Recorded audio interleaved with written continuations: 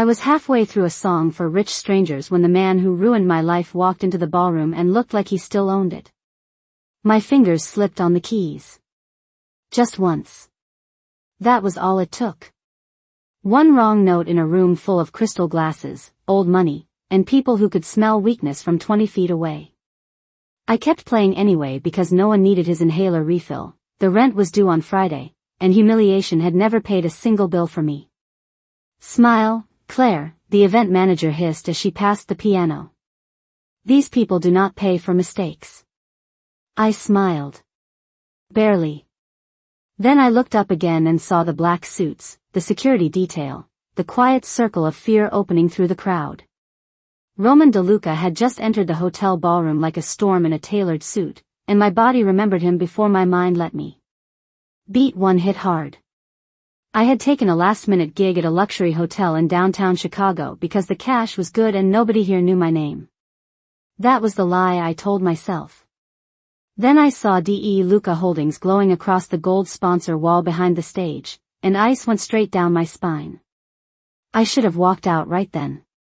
I should have grabbed my coat, called the babysitter, and disappeared before he turned his head. But I was trapped behind a piano in heels I could barely afford, playing for the empire that had once swallowed me whole. Keep going, I whispered to myself. Just finish the song. Then beat 2 came from my throat. Roman looked up. Straight at me. Across that giant ballroom, through hundreds of people, through 6 dead years, and I knew. He knew me. He knew exactly who I was. He did not smile. He did not soften. He just stopped walking, and the entire room seemed to stop with him. My chest locked. I stared at the keys and missed another note. Someone near the front laughed under their breath. Public shame. Perfect. I stood the second the piece ended, muttered something to the stagehand, and rushed off through the side corridor before Roman could reach me. Beat 3 moved faster than fear. Mom. Noah's voice snapped through the hallway like a shot of panic. My babysitter, Jenna, came hurrying from the green room with my 6-year-old beside her, his little bow tie crooked, his blonde hair a mess because he hated sitting still. He wanted to see you play, she said, already apologizing. I dropped to my knees and caught Noah's shoulders. We are leaving. Right now. He blinked at me. Did I do something bad? No, baby. No. My hands were shaking so hard I could barely fix his jacket. Then the air changed. Heavy. Silent. Wrong. I looked up and saw polished dress shoes stop inches from us. Roman. Beat 4 ended everything. Noah turned before I could pull him back. Roman stared at my son's face like the world had just split open under his feet. Same pale hair. Same gray eyes. Same sharp little chin. My secret did not feel like a secret anymore. I stood up too fast, one arm flying in front of Noah like that could somehow save us. Do not, I said, but my voice cracked. Roman's gaze lifted from Noah to me. Cold. Controlled. Devastating. Claire, he said, and hearing my name in his mouth again almost broke me. I grabbed Noah's hand and stepped back. Stay away from us. Roman did not move. That was worse. Then his jaw tightened, his eyes dropped to my son one more time, and he said the one thing I had spent 6 years praying he would never discover. That is my son. I did not wait for him to say it twice. I grabbed Noah's hand so fast he stumbled, and the look on Roman DeLuca's face did not stop me. Nothing could. Not his money. Not his power. Not the 6 years he had already stolen from me without even knowing it. Jenna, get the coat, I snapped, already pulling Noah down the service hallway. My son looked up at me, confused, scared, too small for the panic crushing my chest. Mom, who was that man? Nobody, I lied. Just keep walking. Behind us, I heard Roman's voice cut through the corridor. Calm. Sharp. Worse than shouting. Claire. I kept moving. Do not follow me. That was beat 1. Flight. Pure and ugly. We pushed through the service exit and hit the alley behind the hotel, cold winds slapping my face hard enough to sting. I was already reaching for my phone to call a rideshare when Roman appeared again, not touching me, not raising his voice, just closing the space like the city belonged to him. You ran with my son. His words landed like a blade. I turned so fast Noah pressed into my side. He is not your son. You do not get to claim him because you saw his face. Roman's eyes dropped to Noah, then lifted back to me. Controlled. Furious. Get in the car, Claire. No, that was not a request. Beat 2 hit when the cameras found us. A side door opened, then 2 more. Reporters from the gala. Phones up. Flashes everywhere. Somebody shouted, Roman, is that your secret family? Another voice came fast and cruel. Did she hide your child? Heat crawled up my neck. Public shame. Again. Noah flinched at the noise and buried his face in my coat. I hated every second of it. Roman stepped closer, broad enough to block half the cameras, but that only made the scene bigger. Back off, he said to them, low and lethal. Then Noah started wheezing. Tiny at first. Then not tiny at all. Beat 3 erased everything except terror. I dropped to my knees, fumbling for the rescue inhaler in my bag, but my hands were shaking too hard. Noah, look at me. Breathe with mommy. Come on. Roman was beside us before I could stop him. How bad? Do not touch him. Claire. His voice cut straight through my panic. How bad? I looked at Noah's chest pulling too fast, heard the thin whistle in his breathing, and the truth tore out of me. Bad enough. Roman did not argue after that. He scooped Noah up before I could protest, opened the back door of a black SUV with one hand, and barked to the driver, call Dr. Kaplan now. I climbed in because I had no choice, because my son needed air more than I needed pride, because fear beats dignity every time. Roman slid in after us, close enough to take over the whole back seat without touching me at all. Noah leaned into me, fighting for breath. I reached for him. Roman reached for his phone. Then he looked at me once, cold and absolute, and said, you can hate me later. Right now, he stays alive. The second Noah started breathing easier, Roman started asking questions like he had the right. We were in a private medical suite on the 42nd floor of a building I had no business being in, all dark glass, soft carpets, and people who moved faster the second Roman looked at them. Noah was asleep in a narrow hospital bed, one small hand curled around the edge of the blanket, an oxygen monitor glowing green beside him. I should have been focused on that. On my son. Instead, I was focused on the man standing across from me like this room, this city, and maybe my entire life had already been pulled under his control. Beat 1 started with the doctor. Dr. Kaplan checked Noah, listened to his lungs, reviewed the inhaler dosage, then gave me a look that was almost gentle. He is stable now, he said. Stress pushed him too hard. Keep tonight calm. Calm. In Roman DeLuca's world. I almost laughed. Then the doctor's eyes moved from Noah to Roman and back again. He did not say the word paternity. He did not need to. The resemblance had already done that work for him. Roman saw it too. His jaw went tight. Leave us, he told the room. Everybody left. Of course they did. The second the door shut, his gaze landed on me. You hid my son from me for 6 years. Beat 2 hit like a wall. I stood up so fast the chair legs scraped the floor. Do not stand there and act robbed. My voice shook, but I did not care. You want the truth? Fine. I was 22, pregnant, scared, and begging for one call from you. One. You never came. Roman's expression changed. Not softer. Sharper.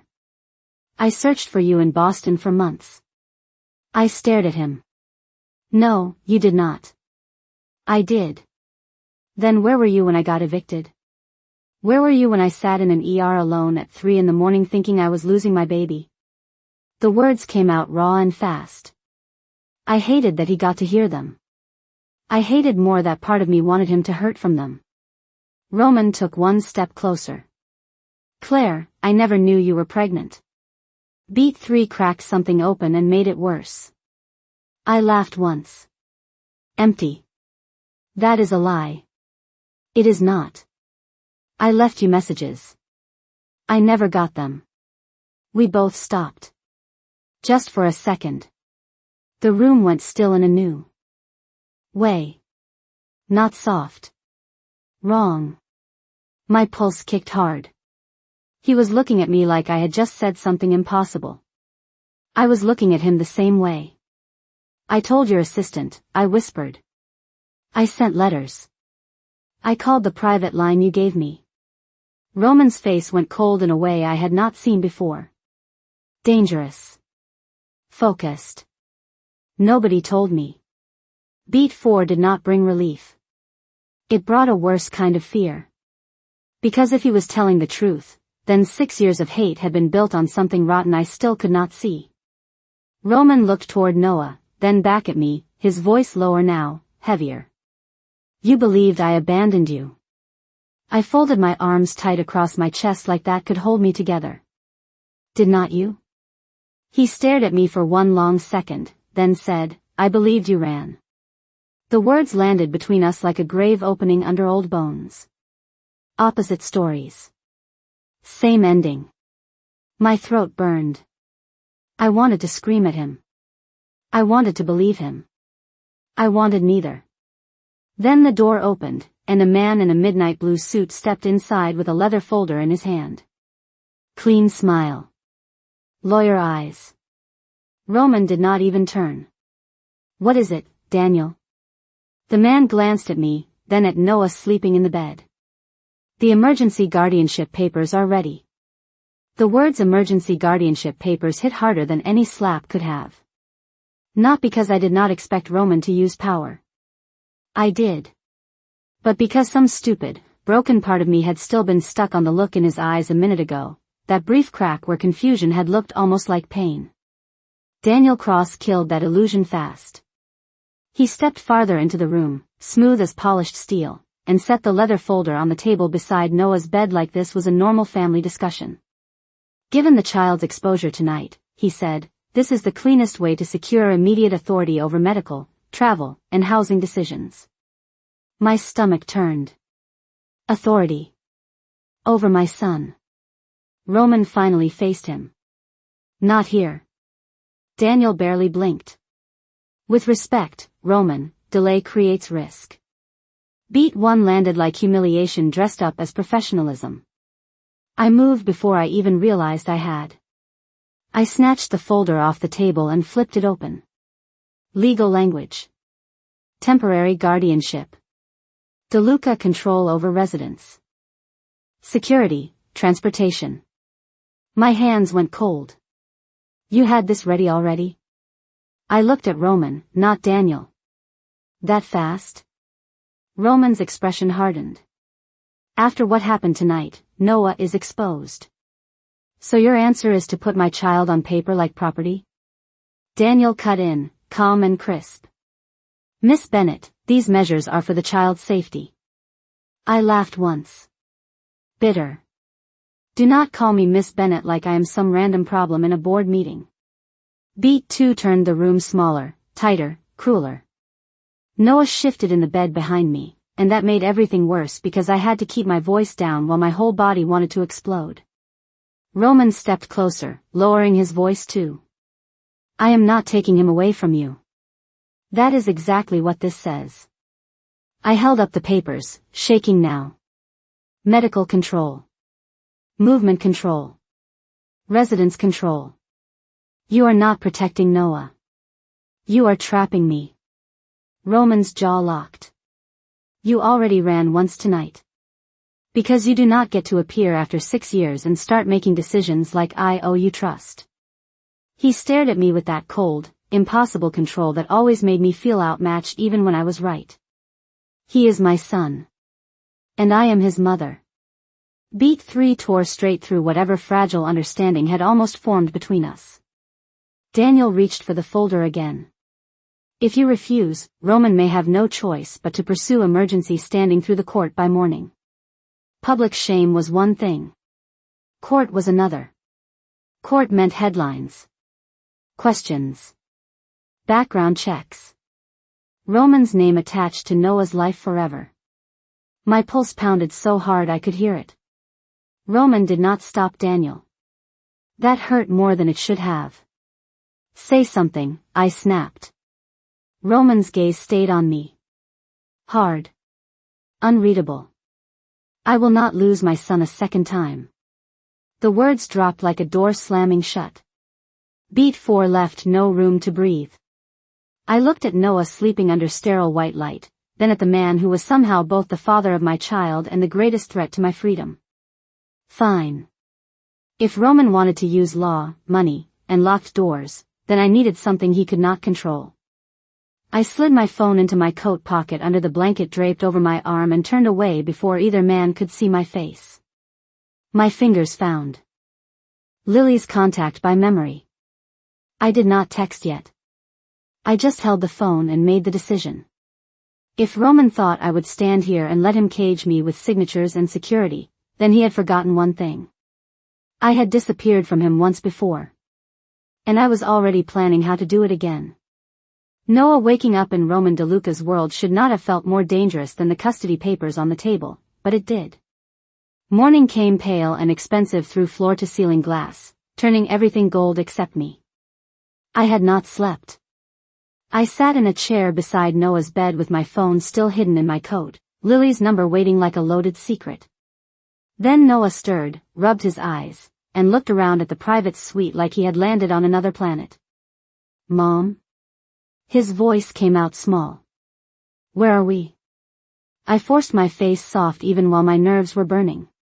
Just for tonight, baby. He pushed himself upright, blanket slipping off one shoulder, and frowned at the unfamiliar room. I do not like it here. Neither did I. Then his gaze landed on the leather box sitting on the window bench. He pointed. Is that mine? Beat 1 moved before I could stop it. Inside the box was the little photo tin I kept buried at the back of my closet at home, the one Jenna must have packed in a rush with Noah's overnight things. My stomach dropped. Noah reached for it before I could. He flipped the lid and smiled in sleepy recognition. The picture box. My heart jammed hard against my ribs. Because taped inside that tin, behind old crayons and folded allergy notes, was one photograph I had never been able to throw away. Roman, 6 years younger, laughing at something off camera. Noah held it up. That man. His eyes lifted to mine. Curious. Innocent. Devastating. Is he the same one from last night?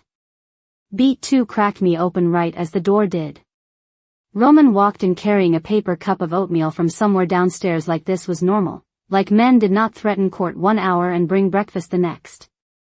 He stopped when he saw the photograph in Noah's hands. The whole room changed. Quiet. Tight. I stood up so fast the chair scraped. You should knock. Roman ignored me. His eyes stayed on Noah. How is he? Better, I said, colder than I felt. Noah looked between us, then back at Roman. Mom says I am not supposed to talk to strangers. Roman crouched a few feet from the bed, careful, measured, not crossing the invisible line I had thrown between us. That is smart. Noah squinted at him, still holding the photograph. Were you in Mom's picture box because she likes you? Heat rushed to my face so fast it almost hurt. Roman's mouth shifted, not quite a smile. That sounds like a question for your mom. Beat 3 should have been easy. It was not. Roman set the oatmeal down and noticed the toy piano on the side table, the cheap one Noah dragged everywhere because real pianos were too heavy and dreams were not. One key had popped halfway out during the rush last night. Noah had been upset about it for weeks. Roman reached toward it, then paused and looked at me first. Permission. The smallest thing. I hated that I noticed. I hated more that I nodded. Roman fixed the stuck key with one precise press and handed it back. Noah tested it. A clear note rang out. My son's whole face lit up. You fixed it. Roman's voice went lower, rougher somehow. Yeah. I fixed it. Noah shifted on the bed, less afraid now, and patted the blanket beside him. You can sit there. Only for 1 minute. Roman actually obeyed. He sat at the edge like he was afraid to break the moment. Then Noah leaned closer and asked, Did you know my mom before me? Roman's gaze lifted to mine. Straight through me. Yes, he said. I knew her. Soft. Too soft. It lasted 5 seconds. Maybe 10. Just long enough for something old and stupid in my chest to hurt. Then Roman looked at Noah, at the photograph, at the boy whose smile kept tearing open pieces of him, and the softness vanished under something harder. Possession. Certainty.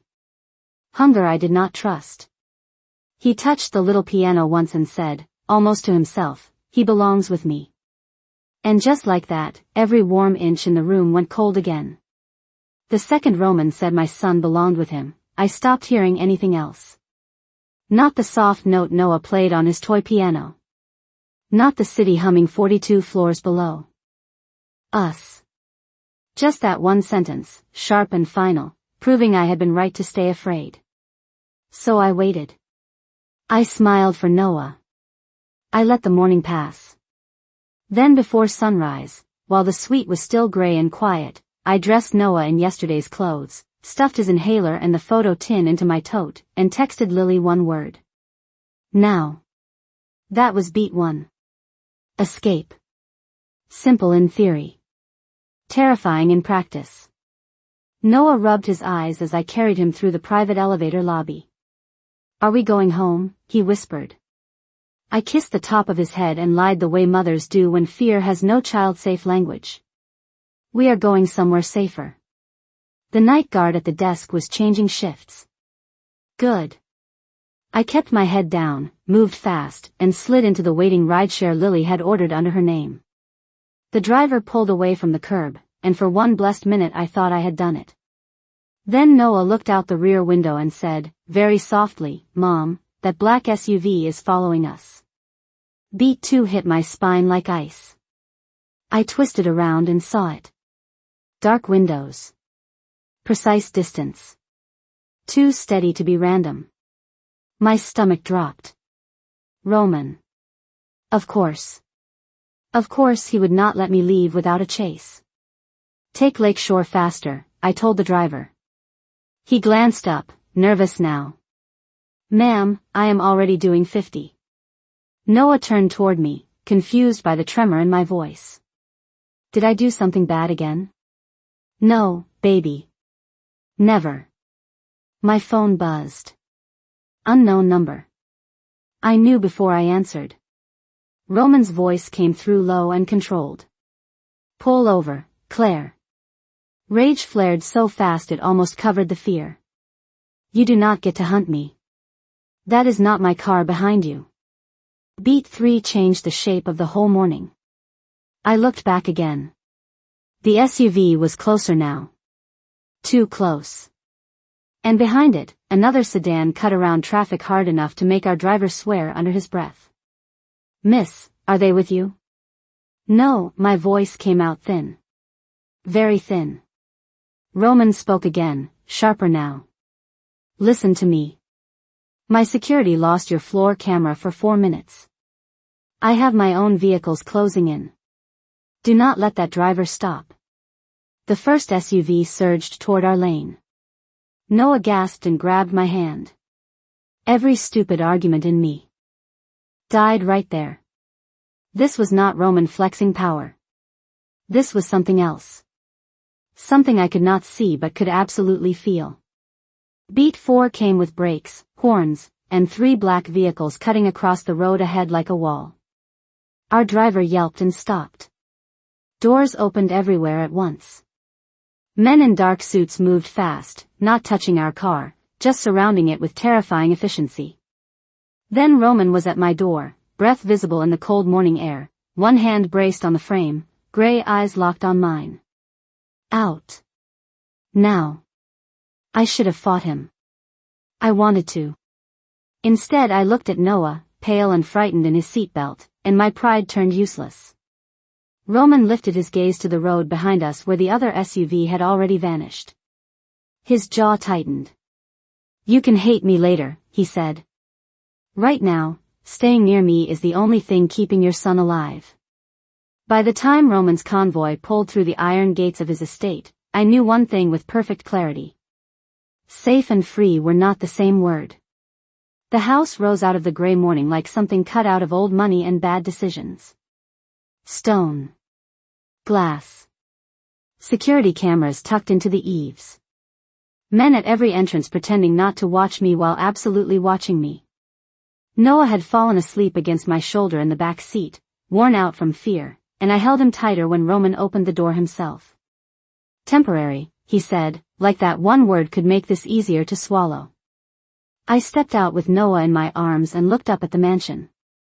That is what cages always call themselves at first. Beat 1 moved fast.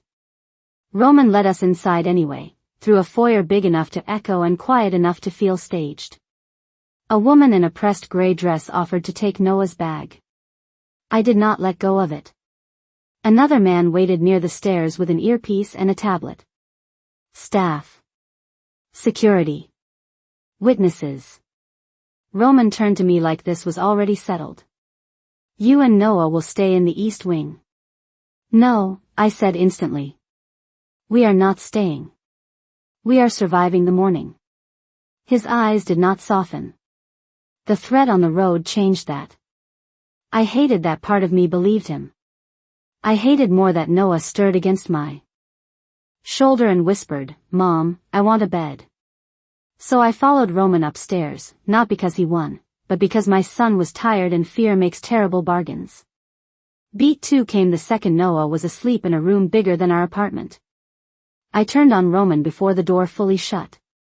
If we are here, then we do this my way. He stood still, coat off now, sleeves rolled once, looking less like a king and more dangerous for it. Say it. I lifted my chin. No lawyers in front of Noah. No custody talk in front of Noah. No telling him who you are until I say he is ready. And no using security to make my son think he lives in a war zone. Roman listened without interrupting. That should not have unsettled me. Then he said, Done. Relief almost hit me before he added, except the last part. My jaw tightened. Excuse me? He stepped closer, voice low and absolute. I will not stay distant from my son to make this easier for you. Beat 3 drove that truth in deeper. He does not know you, I snapped. Roman's expression barely shifted. Then he will. You do not get to force a bond because biology finally caught up with you. His gaze held mine, cold and steady, the kind that always made me feel like he was thinking 10 moves ahead while I was still trying to protect the board. I am not forcing anything, Claire. I am refusing to vanish. That should have sounded noble. It did not. Not from him. Not yet. Before I could answer, a knock broke the room open. Beat 4 did not bring more danger. It brought confusion. The woman who stepped in was maybe late 50s, elegant in a navy sweater and cream slacks, silver hair pinned neatly back, the kind of woman who looked like she should have judged me on sight. Instead, her gaze went straight to Noah sleeping under the mountain of expensive blankets, and her whole face softened. Then she looked at me. You must be Claire. I braced for cruelty. It never came. She crossed the room slowly, careful, as if afraid I might bolt. I am Lucia, she said. Roman's aunt. Her eyes flicked toward him with something dry and knowing. I thought he had become impossible 6 years ago. Now I see. Why? Roman exhaled once, annoyed. I froze. Because it was the first warm thing anyone in his world had offered me. And somehow, that felt even more dangerous than the locked gates outside. Lucia being kind should not have unsettled me more than Roman being cruel, but it did. Cruelty was easy. I knew where to put it. Kindness from his side of the world felt like a trap with better lighting.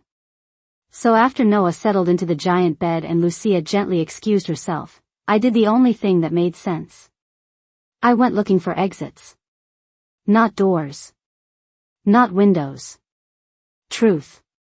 The estate was too quiet, too polished, too full of rooms that looked untouched by ordinary life.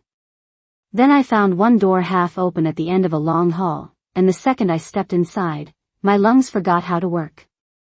Beat 1 hit in silence. A piano sat in the center of the room beneath warm amber lights. Black lacquer. Perfect shine. And on the stand was sheet music I knew by heart because I had written it when I was 21 and stupid enough to believe love could stay simple. Roman's song. Mine, once. My fingers hovered over the first page without touching it. You kept this?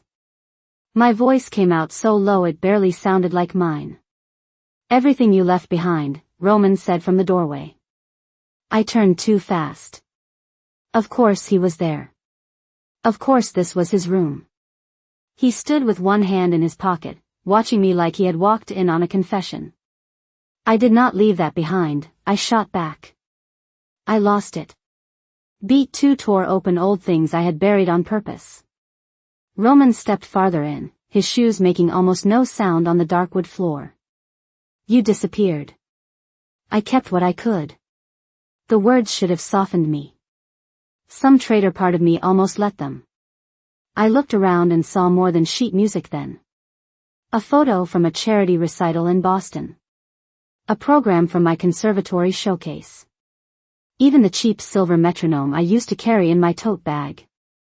6 years gone, and somehow this room still knew my name. It hurt in a way anger never did. This does not prove anything, I whispered. Roman's gaze stayed on me. It proves I did not forget. You. Beat 3 would have broken me if he had stopped there.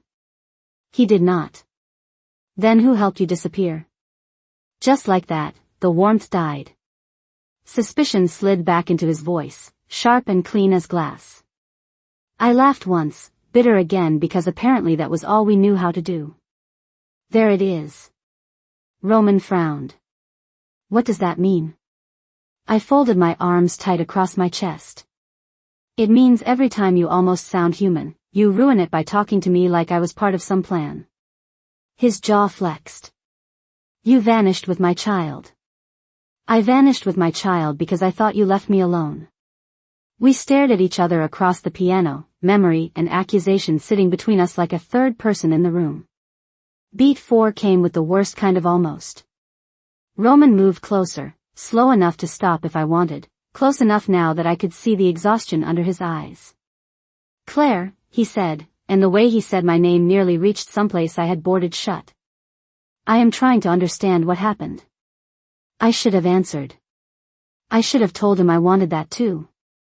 Instead I took one step back because wanting anything from him still felt like the fastest way to bleed. Then a woman's voice floated in from the hallway, polished and amused and far too comfortable in this house. Roman, your board is calling again, and this time I do not think you should ignore me. I turned toward the door just as she appeared in a cream coat and diamonds that looked too sharp to be jewelry. Beautiful. Controlled. Familiar with him in a way that hit me straight in the ribs.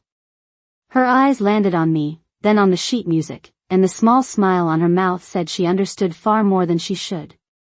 So, she said smoothly, this is Claire. The woman in the cream coat looked like the kind of problem that never raised her voice because the room already bent for her.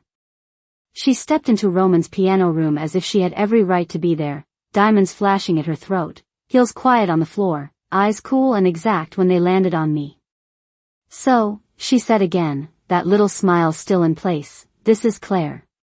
Roman's whole body changed beside me. Not soft. Not warm. Guarded. Evelyn, he said, flat as stone. You were not invited. Beat 1 started with recognition I did not want. I had seen her face before.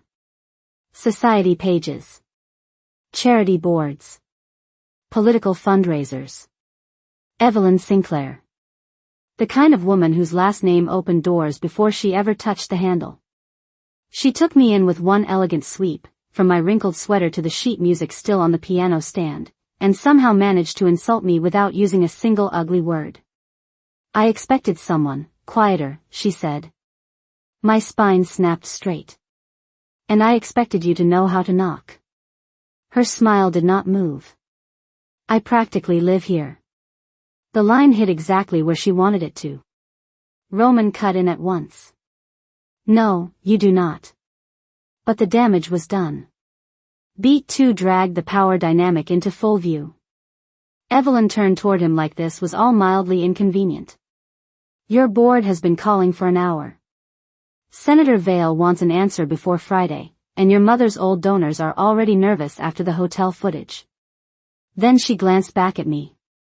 You understand, I hope. Optics matter. There it was. Not just a rich woman. A strategy. A polished alliance wearing perfume and silk. I folded my arms, hating how exposed I suddenly felt in this room full of my own past. What exactly are you to him? Evelyn answered before Roman could. The future his world prefers. My stomach dropped hard enough to make me angry at myself for caring. Roman's voice came colder then, dangerous in that quiet way of his. Leave. Evelyn lifted one brow. Roman. Now. Beat 3 should have satisfied me. It did not. Because before she turned, Evelyn's gaze slid to the open doorway, then beyond me, and the softness in her expression was so fake it almost burned. Noah had wandered into the hall in his socks, clutching his toy piano against his chest, sleepy and curious and far too innocent for this house. Evelyn crouched slightly, smiling at him like she was auditioning for sainthood. Well. There he is. I moved before she got closer. I stepped in front of Noah so fast his little hand tightened around my sweater. Do not. My voice came out low and sharp. Evelyn straightened slowly. You are touchy. You are too comfortable around a child you just met. Roman was already there, one hand firm at Noah's shoulder, the other pointing toward the hall without even looking at Evelyn. You do not speak to him. You do not approach him. And you do not come near this wing again unless I say so. Beat 4 ended with the kind of protection that should have helped and somehow only made things worse. Evelyn's smile finally cracked at the edges. You are making a mistake over a temporary complication. Roman's eyes went glacial.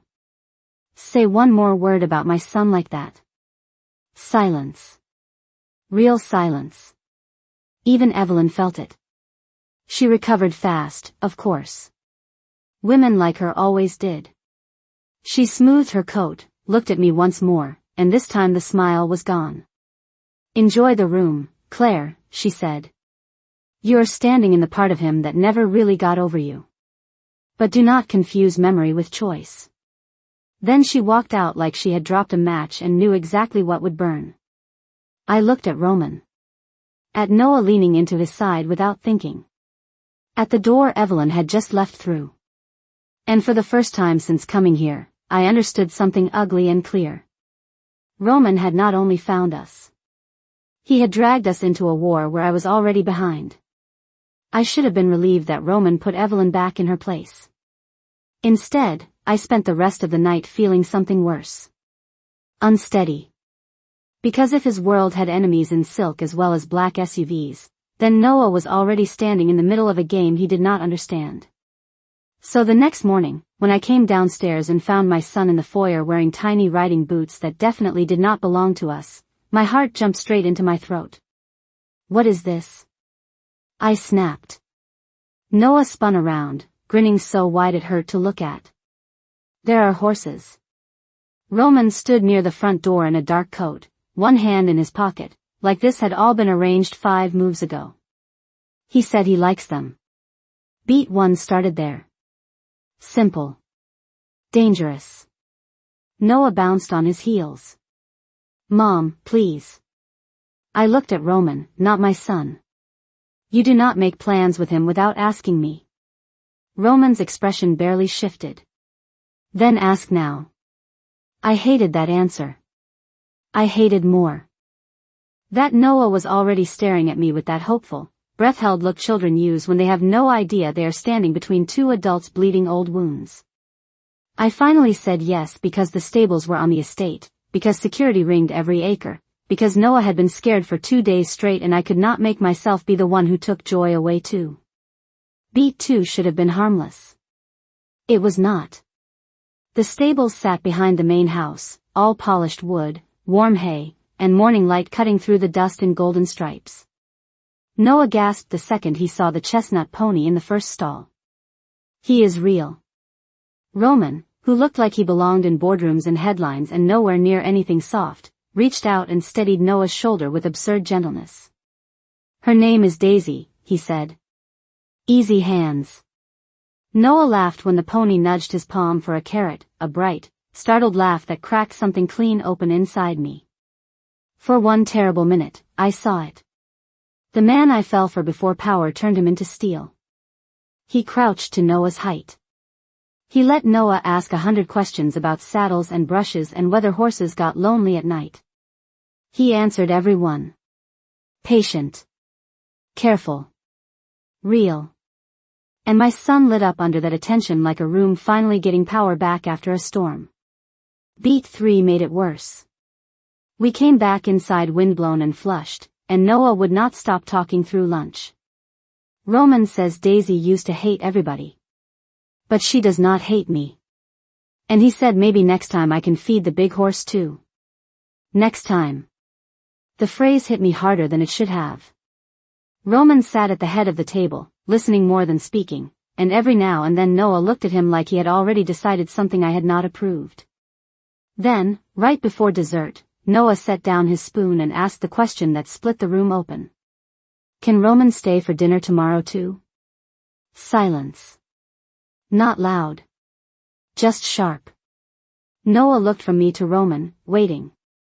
Roman's face did not change, but I felt the shift in him anyway. Hope. Quiet. Dangerous. Beat 4 was where I ruined it on purpose. I pushed my chair back too fast. Noah, finish your lunch. He blinked, thrown by the edge in my voice. But I just asked. I stood up because sitting there felt impossible. Because if I stayed, I might watch my son build a home around a man whose world could still burn us alive. Roman rose more slowly. Claire. No, I turned on him in the middle of that bright, beautiful dining room like it was a battlefield instead. You do not get to play house because he smiled at you for one afternoon. Noah went quiet behind me. Roman's gaze sharpened. That is not what this is. Then what is it? My voice shook now. Because from where I am standing, it looks a lot like you are trying to turn 2 days of fear and 1 pony into a family. The words hung there, ugly and final. Noah stared down at his plate. Roman held my gaze for 1 long second, all warmth gone now, buried under that colder version of him I understood too well. And somehow that hurt more than if he had never been gentle at all. The worst part about pushing Roman away at lunch was that Noah still looked at the empty chair after he left. Not crying. Not even upset enough to ask questions. Just quietly disappointed in that small, careful way kids get when they sense adults have broken something again. I tucked him in early that night, kissed his forehead, and waited until his breathing settled before I let myself fall apart in private. Not over Roman. I told myself that twice. Maybe 3 times. Then my phone buzzed with a message from Lily, and everything inside me shifted from hurt to suspicion. Beat 1 started with a backup file I had forgotten existed. Lily had finally gotten into her old cloud storage and found voicemail screenshots from 6 years ago, the months right after I left Boston. I opened the first image and stopped breathing. My call log. Roman's private number. Multiple attempts. Failed delivery stamps. One voicemail marked sent. Never opened. My fingers went numb around the phone. No, I whispered it to the dark room like that could make the evidence disappear. I had called. I had reached. I had not imagined it. Beat 2 drove the knife deeper. There was a second file. An audio backup. Distorted. Glitchy. My own 22-year-old voice came through thin and shaking. Roman, please call me back. I am pregnant. I shut the audio off so fast it almost felt violent. My chest was on fire. All those years, I had lived inside one version of the story. He left. He chose power. He knew and still never came. But this proved something uglier. I had tried. Somebody had made sure it vanished. My pulse kicked hard. Not random. Not bad luck. Someone had touched the line between us and cut it clean. Beat 3 moved outside my room, on the other side of the house, where I should not have been listening but did anyway. Roman's voice carried from the study downstairs, low and clipped through the partly open door.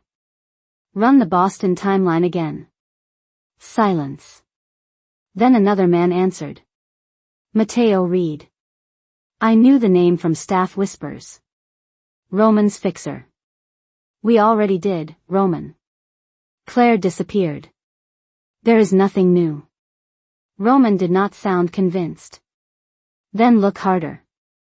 Mateo's tone stayed smooth. Of course. I stood frozen at the top of the stairs, phone still in my hand, my mind racing faster than my fear. Roman was digging. Good. Except something in Mateo's voice made my skin tighten. Too calm. Too polished. Like a man who already knew exactly what Roman would not find. Beat 4 ended with me back in my room, staring at the screenshot again while Noah slept a few feet away. Opposite stories had brought us here. But failed delivery did not happen by magic. Someone had intercepted my voice before it ever reached him. I looked toward the dark hallway, toward the study below, toward the empire I still did not trust and the man at the center of it I trusted even less. Then I whispered the truth I was not ready to say out loud to anyone else. Somebody wanted us apart. I should have known peace would not last more than a few hours in Roman DeLuca's world. The morning after I found proof that someone had cut my voice out of his life, Daniel Cross appeared at breakfast with a garment bag, a security schedule, and the kind of expression lawyers wear when they are about to ruin your day politely. There is a charity gala tonight, he said. Mr. DeLuca will attend. So will you and Noah. I stared at him over my coffee. That was not a request, was it? Roman looked up from the end of the table, unreadable as ever. No, Beat 1 landed hard. Public. Of course it had to be public. I should have refused. I wanted to. But Daniel slid a tablet across the table, and on the screen were grainy stills from the hotel corridor. Me. Noah. Roman. Headlines already drafting themselves in real time. The footage is circulating in private media channels, Daniel said. If you do not appear under controlled conditions, someone else will define the story for you. Heat climbed my throat. Roman's world always did this. Turned people into narratives and fear into strategy. I pushed back from the table. You mean if I do not stand beside him on command, I become the scandal? Roman's voice came low and flat. You already are. I am trying to stop it from touching Noah. Beat 2 arrived dressed in silk and humiliation. By 8 o'clock I was standing under crystal chandeliers in a navy gown Lucia had pressed into my hands, every camera in Chicago apparently waiting for me to breathe wrong. Noah was upstairs with Lucia and 3 layers of security, but that did not stop the panic under my skin. Roman stood beside me in black tie, all hard edges and effortless control, and the room reacted to him the way rooms always did. Then they looked at me and reacted the other way. Whispers. Glances. One woman near the champagne tower smiled without warmth and murmured just loud enough, "So that is the girl with the child." Girl. Child. Like I was a problem someone had dropped at the wrong table. I kept my spine straight. Barely. Beat 3 cut sharper because it came from nowhere and everywhere at once. A reporter broke through the velvet line near the donor wall. Then another. Then 3 more voices piled on top of each other. "Mr. DeLuca, is she your mistress? Did she hide your heir? Miss Bennett, are you seeking a settlement?" The floor might as well have opened under me. Gold digger. Liar. Opportunist. I could feel the room deciding who I was before I even spoke. My mouth went dry. My hands turned cold. For one horrible second, I was 22 again, pregnant and cornered and not important enough for the truth to matter. I stepped back. Roman did not. Beat 4 changed the air. He moved in front of me. Just enough to block the cameras without hiding me, one arm braced at my back, not touching, but there.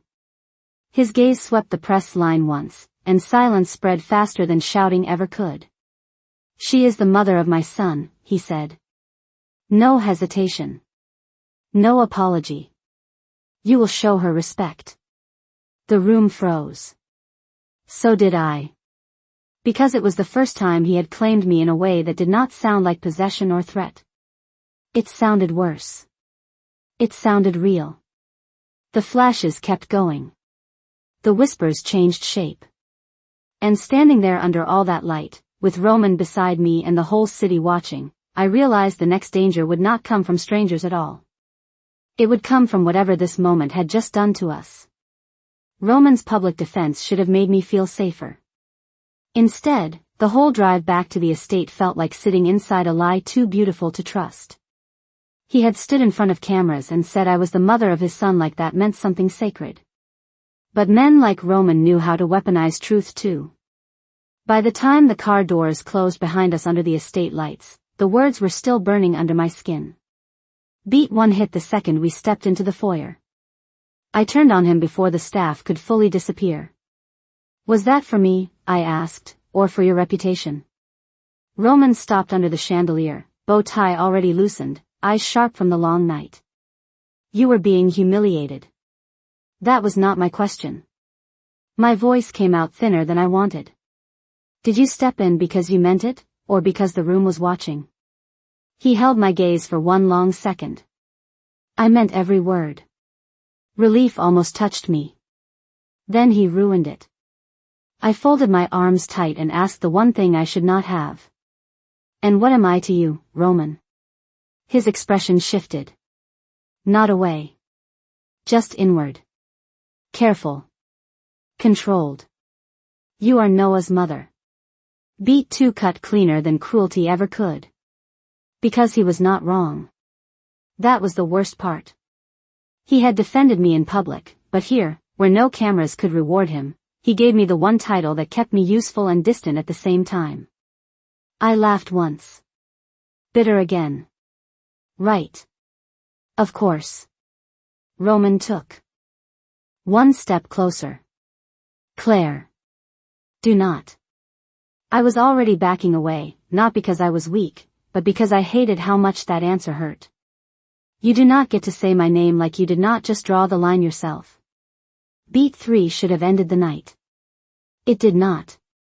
Upstairs, after I changed out of Lucia's borrowed gown, I went to check on Noah and found him asleep across the middle of the bed, one little hand curled around the sleeve of Roman's black dinner jacket.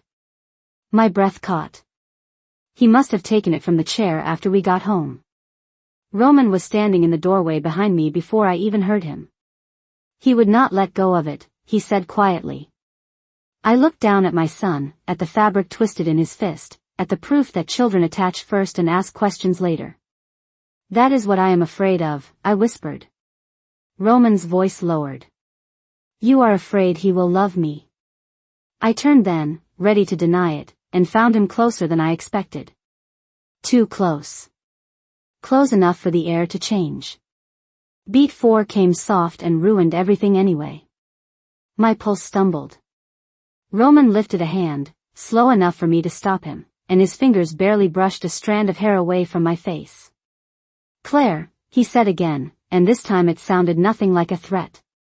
I should have stepped back. I did not. For one suspended second, the distance between us felt small enough to cross. Then his phone exploded with a sharp encrypted tone that sliced the moment clean in half. Roman looked down, jaw hardening as he read the screen. All warmth vanished. "What is it?" I asked. He did not answer right away.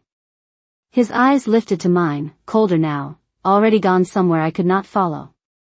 "Federal movement," he said at last. "They are closing in faster than I thought." The most dangerous moments in Roman's world were never loud. They arrived quietly, in closed doors, lowered voices, and the kind of information that could ruin a life before breakfast. The morning after his phone lit up with that federal alert, I heard Daniel cross in Roman's study before I ever saw either of them. "If they move on the shell accounts," Daniel said, "anything tied to the estate becomes discoverable."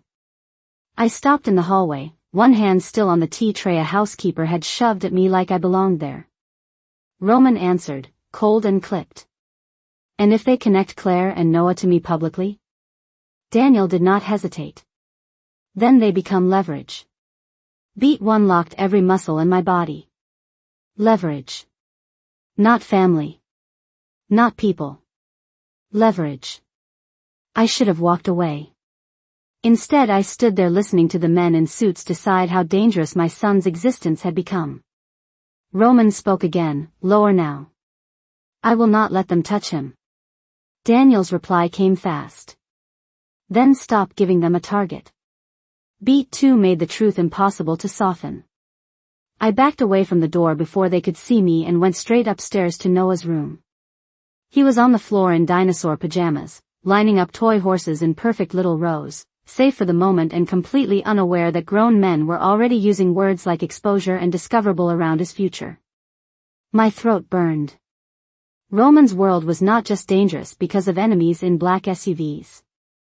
It was dangerous because every threat came with paperwork, surveillance, headlines, and men who thought protection meant possession. Lucia found me shoving Noah's inhalers, spare clothes, and medical folder into my tote with hands that would not stop shaking. "Claire," she said gently, "what are you doing?"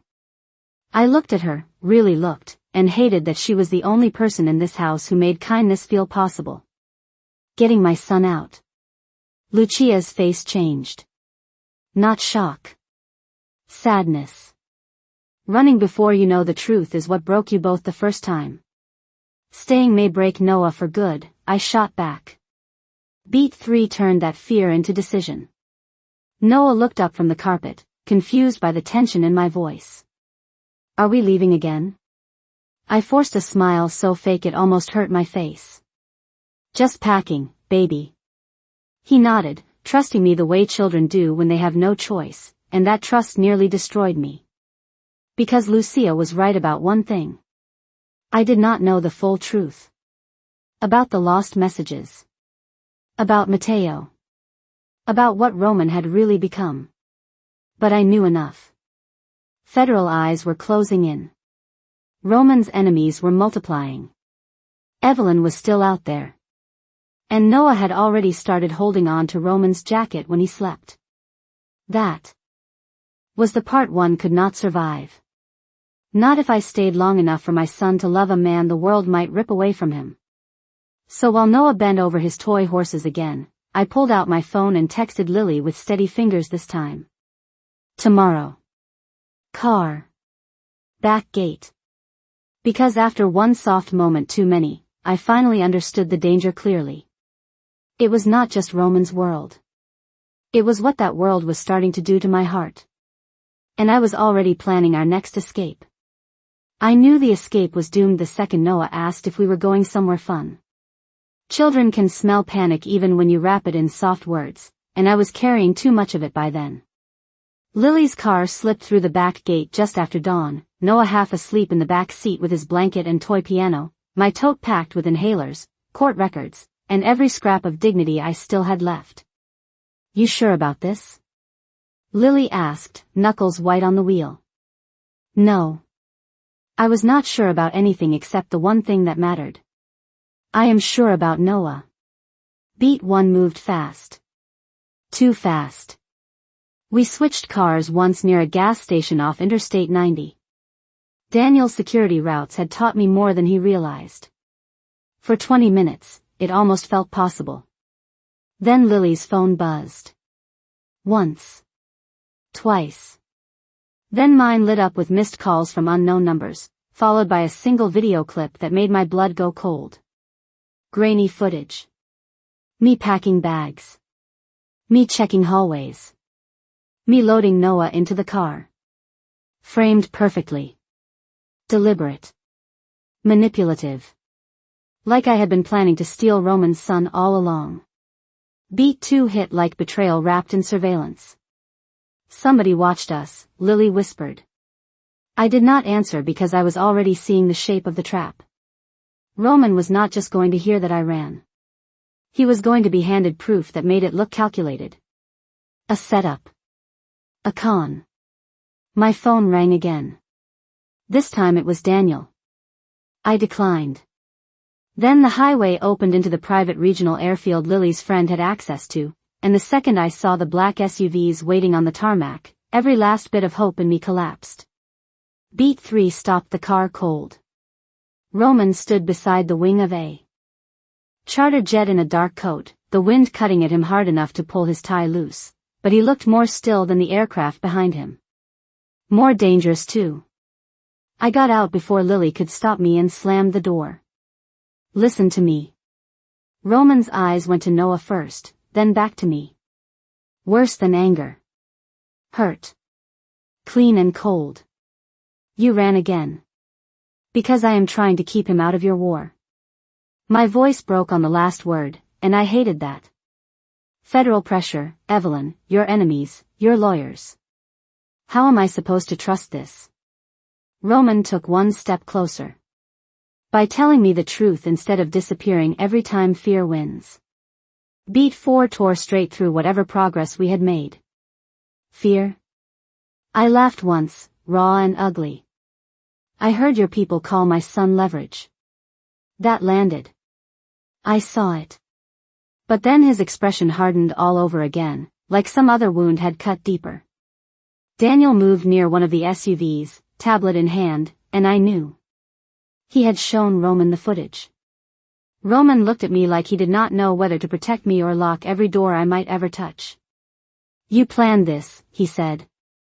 "No," I stepped closer, shaking now. "I planned to protect Noah." Roman's jaw flexed. "If you run with him one more time, I will fight you in court, Claire."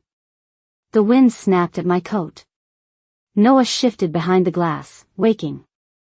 Roman's voice dropped lower, quieter, somehow crueler for it. "And this time, I will win."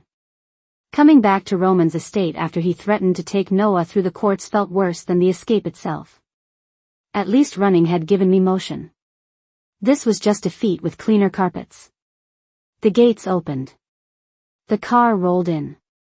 Nobody said a word. Not Roman. Not Daniel.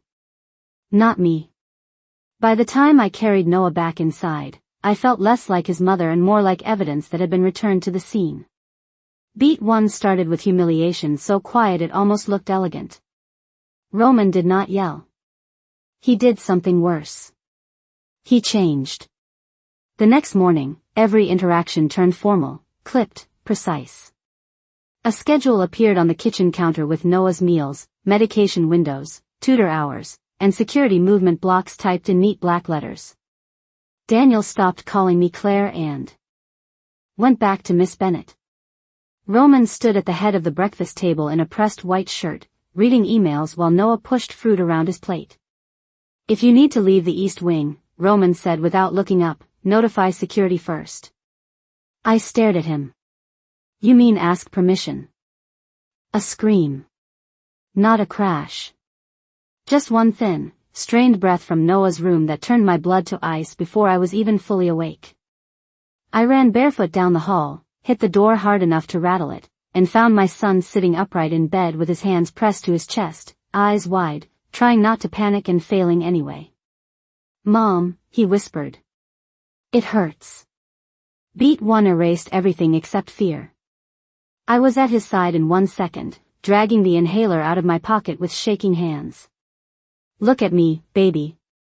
Slow breaths. "Just with me." But he had heard too much that day. Felt too much. His breathing was already pulling too fast. I hated myself in that moment with a force so sharp it almost made me sick. For bringing him here. For fighting in front of him. For making adult war sound like home. "I am sorry," I whispered, and I do not even know if I was talking to Noah or God. Then Roman was there. No knock. No cold distance. Just Roman in a black t-shirt and bare feet, crossing the room like every locked part of him had broken open at once. "What does he need?" he asked. Not control. Not blame. Need. Beat 2 made us parents instead of enemies for the first time in days. "Spacer," I said, and Roman was already moving, grabbing the nebulizer kit from the drawer the doctor had stocked, plugging it in with steady hands while mine kept failing me. Noah reached for me, trembling. Roman crouched on the other side of the bed, voice low, calm, impossibly gentle. "You are okay, buddy. Stay with your mom. I have it." The machine started. The medicine mist curled up into the dim room. My tears came hot and useless anyway. "This is my fault." Roman looked at me then, really looked. "No," his voice cut clean through the panic. "Do not do that to yourself right now." Beat 3 stretched into the long, brutal quiet after the worst of it passed. Noah finally eased back against the pillows, the wheeze softening, his lashes wet against his cheeks. Roman stayed in the chair beside the bed. He did not touch me. He did not leave either. Just sat there through the rest of the night while the monitor blinked steady green and the house held its breath around us. Somewhere near dawn, when Noah was fully asleep again, Roman spoke without looking at me. "I never wanted him to become collateral." The words landed deeper because they were quiet. Not for effect. Not for power. Just true. I swallowed hard. "He already is." Roman's jaw tightened, but he did not argue. "Then I fix that." Beat 4 should have felt hopeful. It felt dangerous instead. Because when the first gray light slid through the curtains, Roman looked exhausted and human in a way I had not let myself see before, and something in me softened against my will. We had spent the whole night on the same side of the bed, breathing only when Noah breathed. That kind of closeness changes things. Even when you do not want it to. Even when you know better. And when Roman finally stood to leave, his hand brushed the bed rail near mine, close enough to spark, close enough to remind me how badly softness could hurt if I trusted it too soon. Hope is more dangerous than fear because fear keeps your hands steady. Hope makes you reach. The morning after Noah's breathing scare, I found Roman alone in the breakfast room with a cup of black coffee gone cold and the same exhausted look he had worn beside Noah's bed. For 1 second I almost walked away. Then I remembered the screenshot on my phone, the voicemail that had never reached him, and the 6 years buried under one poisoned silence. "I have something," I said. Roman looked up fast, like my voice still did something to him no matter how hard he tried to hide it. I crossed the room, set my phone on the table, and played the audio without warning. My younger voice filled the air, thin and shaking. "Roman, please call me back. I am pregnant." Beat 1 hit in the silence after it ended. Roman did not move right away. He just stared at the screen like it had opened a grave under his feet. Then his jaw locked so hard I saw the muscle jump. "When did you find this?" "Last night." My own voice came out tight. "It was sent. It was never opened." Roman took the phone, scrolled through the failed call logs, the delivery errors, the dead trail where my panic had vanished. This was intercepted, he said, not like a guess. Like a sentence. Something in my chest loosened and tightened at the same time. So I was not crazy. His eyes lifted to mine, darker now, sharpened by something colder than anger. No. Someone cut us apart. Beat 2 carried us somewhere I had not expected to go. Roman drove without a convoy for once, just one security car far enough back to feel almost human, and stopped at the little stone chapel on the north edge of the estate grounds. I had only seen it once before, years ago, when he told me if the world ever got too loud, we could disappear there and choose each other anyway. The memory hit hard enough to blur the edges of everything. Why here? I asked. Roman opened the chapel door and looked at me with that same dangerous honesty from Noah's bedside. Because this is where I was going to marry you before you disappeared. Beat 3 should have sent me running. Instead I followed him inside. Dust floated in pale light. Old wood. Quiet stained glass. Roman stood in the center aisle like a man facing his own ghost. I searched for you, he said. No performance. No witnesses. Not for weeks. 4 months. Then for years in ways I could without dragging you into worse danger. I never stopped. My throat burned. I wanted to hate you forever. I know. He stepped closer, slow enough to stop if I asked. I made that easy. I laughed once, shaky now. And yet here I am. His gaze dropped to my mouth, then came back to my eyes, and the air changed in that small, impossible chapel. Hope. Terrible hope. Beat 4 shattered it with a phone call. Roman's cell cut through the silence like a blade. He answered on the second ring, all warmth gone before the first word left his mouth. Daniel's voice came sharp through the speaker. We have a leak. Noah's school records just hit a private media list. Roman went still. I felt my whole body turn to ice. He lowered the phone and looked at me, furious in a way that had nothing to do with me and everything to do with what this meant. They know where to reach him now. The first time I saw Noah's name online, I forgot how to breathe. Daniel had barely finished locking down the estate network before one of the staff tablets flashed with a private gossip feed, and there it was. Noah Bennett. Age 6. Linked to Roman DeLuca through leaked school intake records and a photograph cropped so tightly it felt like somebody had reached through the screen and touched my child without permission. Beat 1 hit like violation turned public.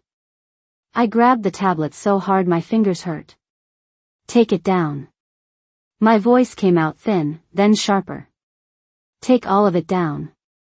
Daniel was already issuing orders into his phone, but Roman moved faster in the way men like him always did. 1 call to legal.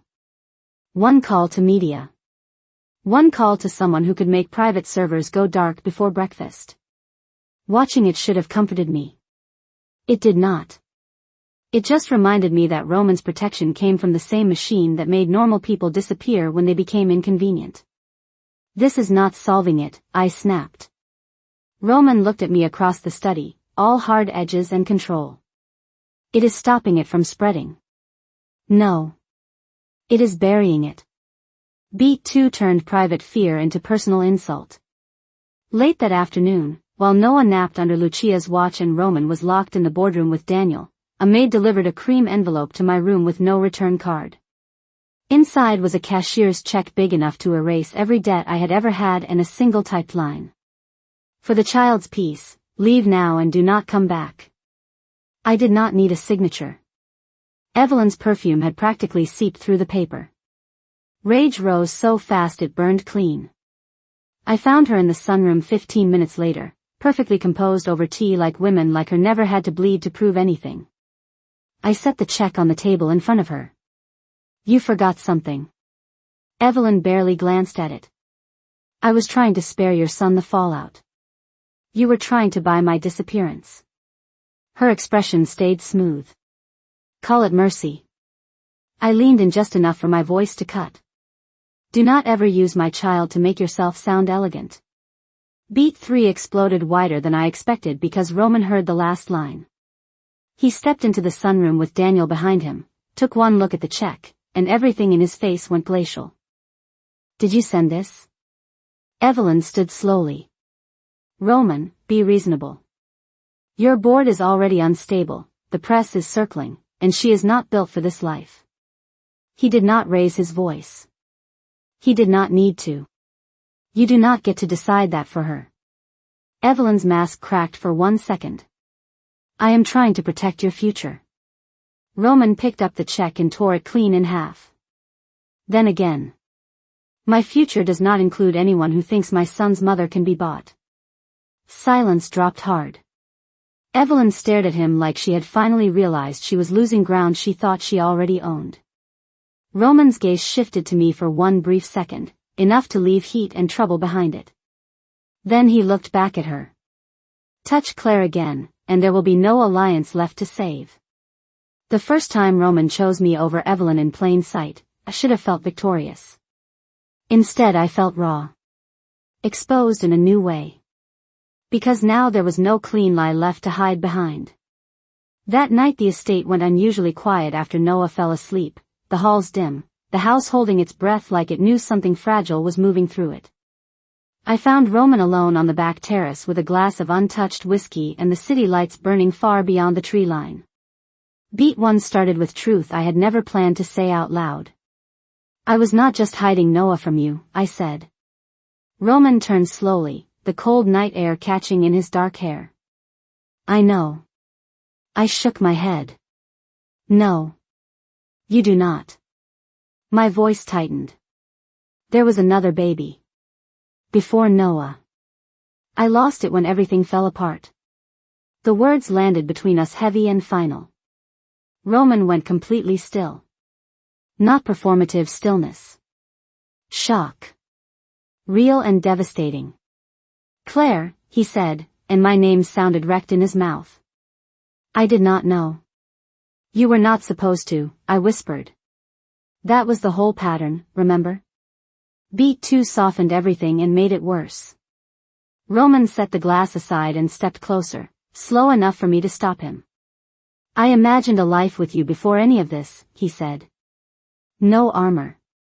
No boardroom voice. A small house. You playing piano with the windows open. Kids running through rooms that did not need guards. I stared at him because men like Roman were not supposed to sound like that. That does not sound like your life. His mouth shifted, sad and brief.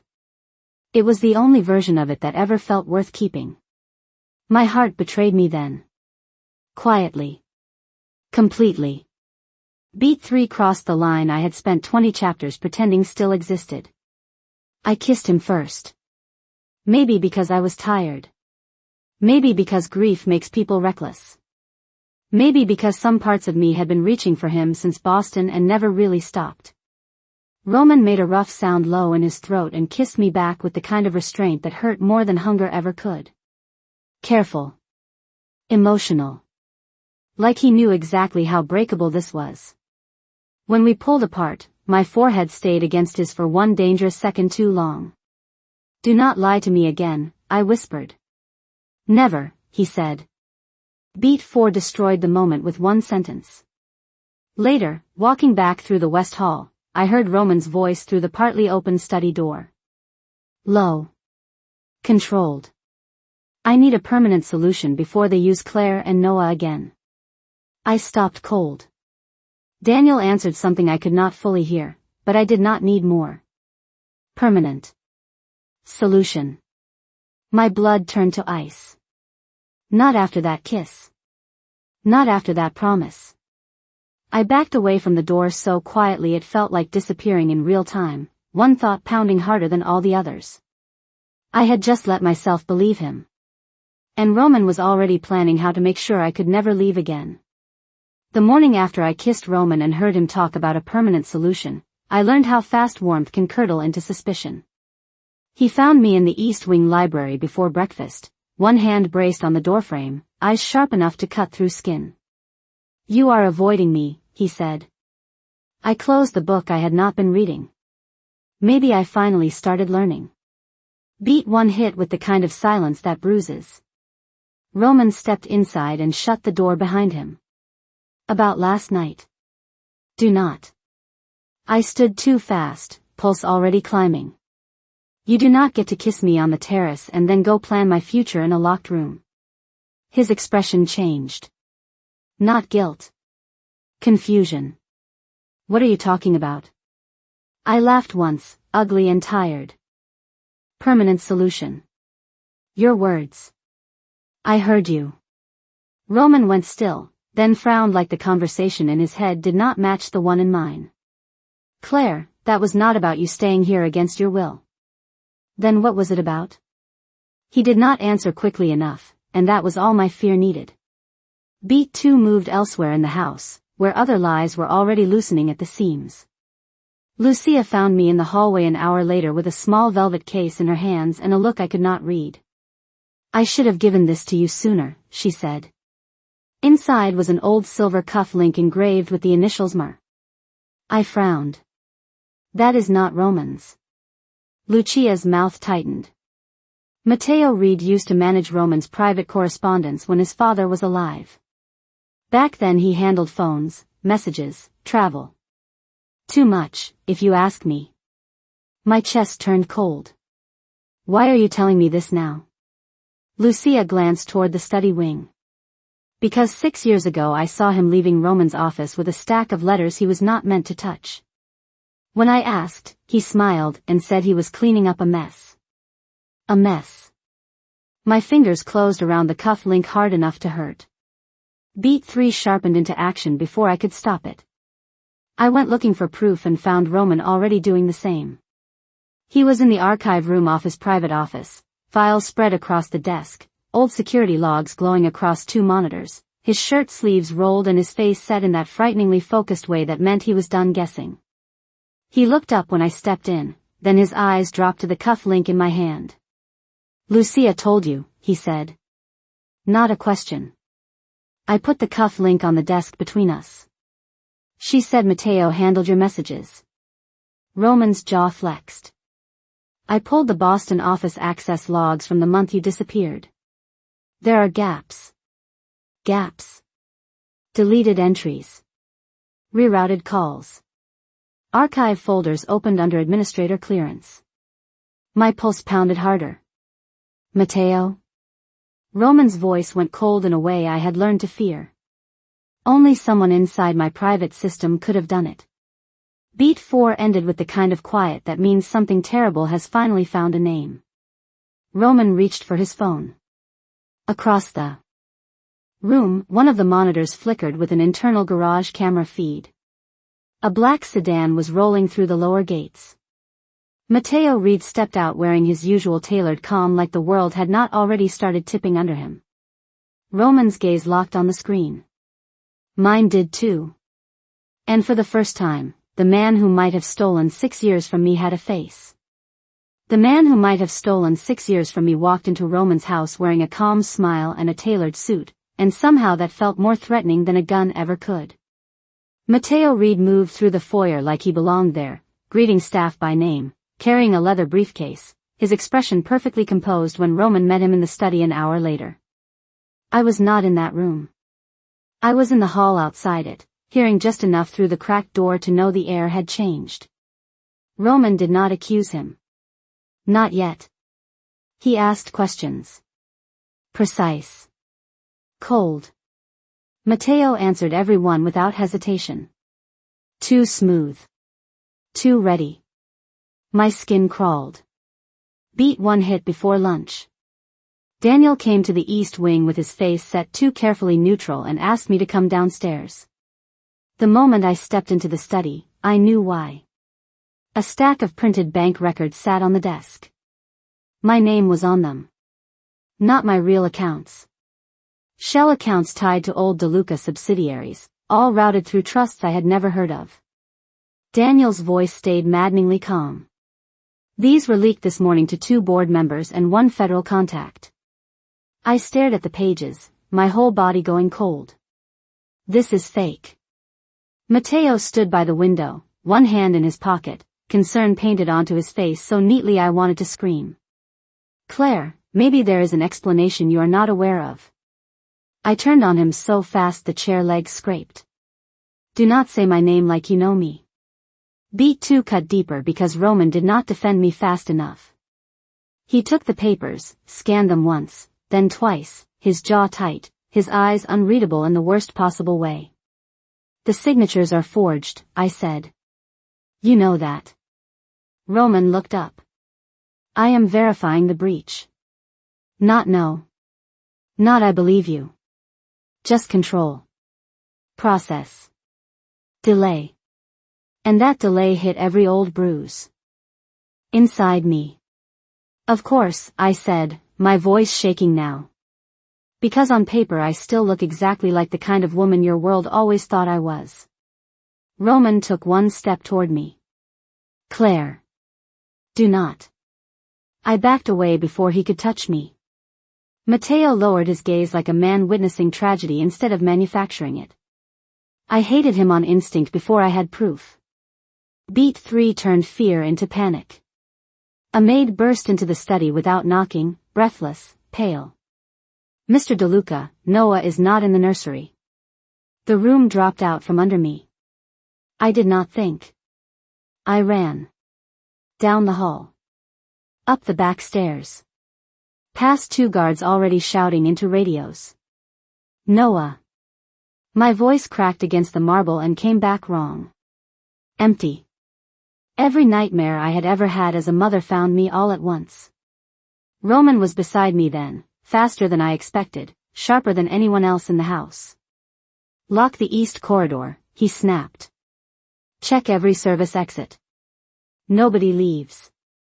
I tore open the nursery door and found only blankets, toys, one small sock on the rug, and the kind of silence that makes your bones ring. Then, from the adjoining reading room, I heard a tiny voice. Mom? Beat 4 almost dropped me to my knees. Noah was sitting in the window seat with a young staff nanny, clutching his toy piano and looking confused more than afraid. Relief hit so hard it hurt. I grabbed him, held him too tight, breathed him in like I had almost lost the right. The nanny started crying instantly. I am sorry. I got a message saying to move him here for a private security sweep. Roman's face changed in a way that made the whole room feel colder. Who sent it? The nanny held up a phone with an internal house number on the screen. Spoofed. Controlled. Deliberate. Roman looked past her. Past me. Straight toward the hallway where Matteo had just appeared, calm as ever, like he had simply followed the noise. And in that second, I knew the game had changed. Somebody in this house was no longer just lying about the past.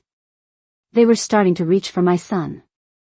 The truth did not arrive like lightning. It arrived in a cardboard box that smelled like dust, old paper, and 6 stolen years.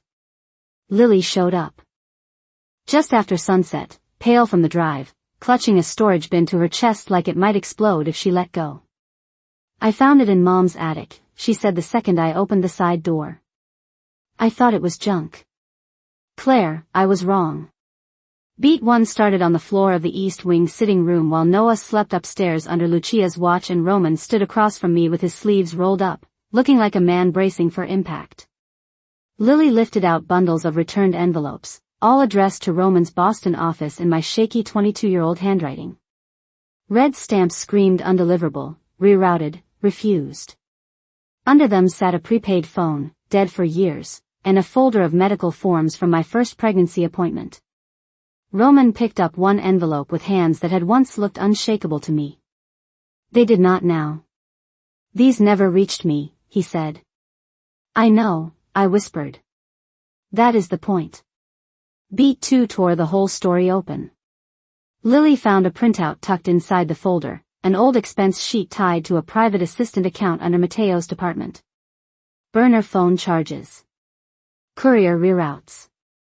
Storage locker payments in Boston the exact month I vanished. Roman went completely still. Then colder than I had ever seen him. He redirected the correspondence, he said. He controlled my private lines back then. He could flag anything before it hit my desk. My pulse thundered. He told me you chose Evelyn's world over me. Roman looked up fast. He told me you took money from a rival family and ran. The room went silent. Not empty. Shattered. Opposite lies. Same architect. Same grave. Beat 3 hurt worse because now there was nowhere left to put the blame except where it belonged. I sat back on my heels and stared at the letters I had written with trembling hands and impossible hope, every page proof that I had begged, explained, tried. He stole 6 years, I said, and my voice broke right down the middle. Roman crossed the distance before I could stop him, then stopped himself anyway, as if he had finally learned that grief cannot be handled like evidence. His face looked wrecked in a way I had never seen. Claire. I laughed once, but it came out as a sob. I hated you for surviving without me. Roman's throat worked. I hated you for leaving. Lily covered her mouth and turned away, crying silently. Roman looked at the letters again, then at me, and the guilt in his eyes was almost harder to bear than the lies had been. I failed you, he said. No excuse. No strategy. Just truth at last. Beat 4 should have brought relief. It brought fear instead. Because the second Roman reached for his phone, it buzzed in his hand. One message. One internal alert from Daniel. Roman read it, and every last bit of grief in his face hardened into something colder. Matteo cleared his city accounts an hour ago, he said. My stomach dropped. He knows. Roman's gaze locked on mine. He knows we found him. Upstairs, through the monitor on the side table, Noah turned in his sleep and murmured for me. The sound cut straight through my chest. Because now the man who had stolen our past had realized he was losing control of the present. And men like that never walked away quietly. The first time Roman put legal papers in front of me, they felt like a cage. The second time, they felt like something far more dangerous. Freedom. Daniel laid the folder on the library table just after sunrise, his face set in that careful, neutral way people wear when they already know they are watching history shift. I looked from him to Roman, who stood by the window in a dark sweater with both hands in his pockets, too still, too calm, and that calm scared me more than rage ever had. What is this? I asked. Roman nodded once toward the folder. Open it. Beat 1 landed in silence. My fingers shook anyway. Inside were signed withdrawal orders for every emergency custody petition, every temporary guardianship request, every legal mechanism he could have used to hold Noah and me in place. Beneath them sat one new document naming me sole temporary guardian in the event of Roman's detention, injury, or death. I stared at the page so long the words stopped looking real. This is not funny. Roman's expression did not change. It is not supposed to be. I looked up sharply. You are giving this to me? I am giving you control, he said, and the sentence hit harder than any threat he had ever made. Beat 2 cracked something open that I had spent this whole story trying to keep shut. Daniel cleared his throat softly, almost like he hated being here for it. Roman, once these are filed, you lose leverage in family court, in federal optics, and with the board. Roman never looked away from me. Then I lose it.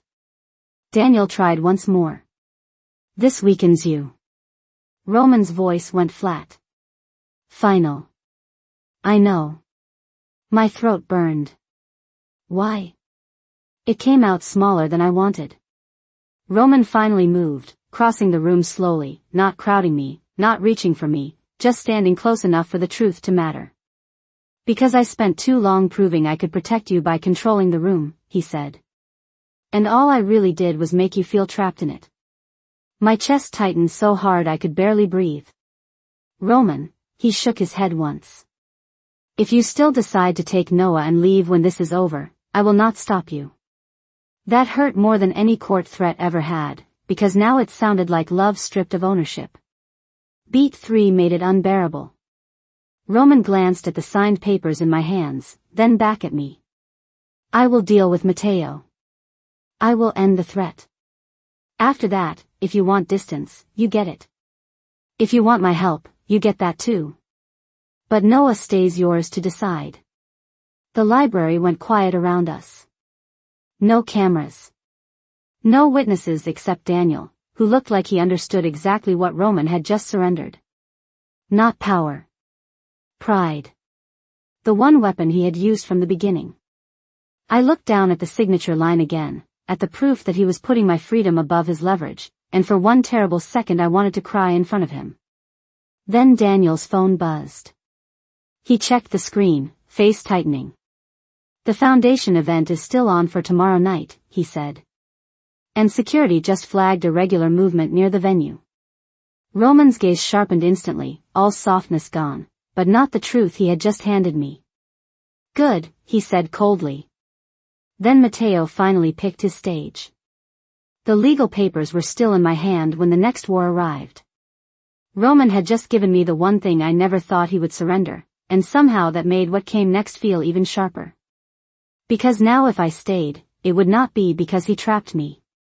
It would be because I chose to stand where the danger was. Beat 1 started in the security room an hour later, with blue screens, camera grids, and Daniel pointing at a digital map of the Foundation Gala venue downtown. Matteo's burner network pinged twice near the service corridor, he said. He wants tomorrow night.